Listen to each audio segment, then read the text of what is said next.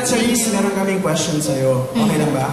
Okay lang naman. Ayan. Sabi nga nila, there's an old saying actually, na in order to sing really, really well daw, dapat tumibok-tibok na yung puso mo. Dahil in love ka na. So, has it happened to you, ha? Alam mo ba, ikaw, ha? Alam niyo mga etchoserong frat. 17 pa lang ako, wala pa sa isip. Siyempre lang tumitibok yung puso, pag hindi tumibok, patigok ako. Yes, that's right. Siyempre 17 pa lang, wala pa sa isip. That's right. At dahil 17 ka lang, we have a next set of songs that we're gonna sing so that you will experience what it's like to fall in love. Achi! Pwede din, yung mga na-in-love din sa'yo. Ay, may ganon. Whichever comes first. Okay, sino yung first? Halika dito. Ang first comes Naluloko na sa inyo. Crush Day. Yes, and then Charisse, there's also the Boo Eyes. Ano? And then the Buntong Hininga School of Acting. Okay. Tapos yung nagpapakyut pa.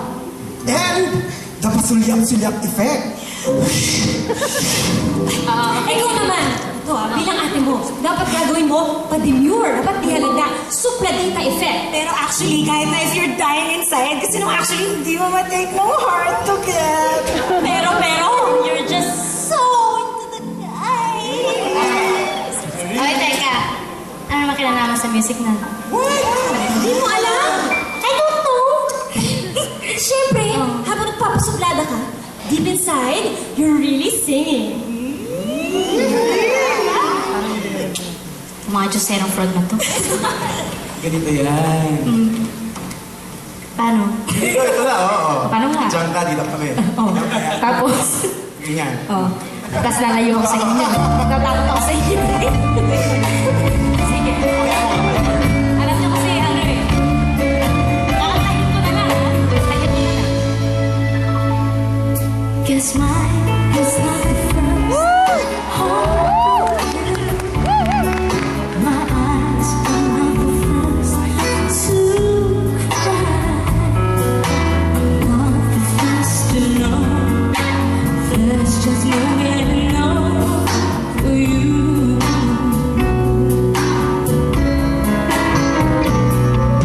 You know I'm just a fool who's willing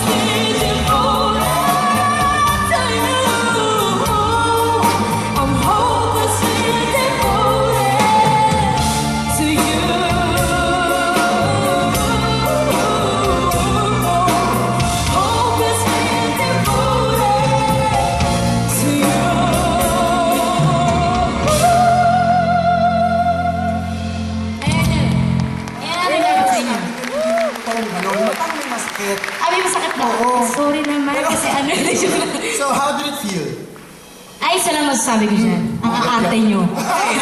Sobrang arte nyo pala. Diyos ko. Maarte? Well, talagang baliktad na pala ang mundo. Gusto mo malaman kung anong feeling ng babae kapag na-in love?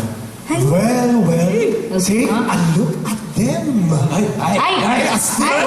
Yabang. Ay! Charles Ages ito. Sige. Ay, nag-post. Ano gagawin ko? Post tayo. Pati ako ka. Hindi naman ako bilang post.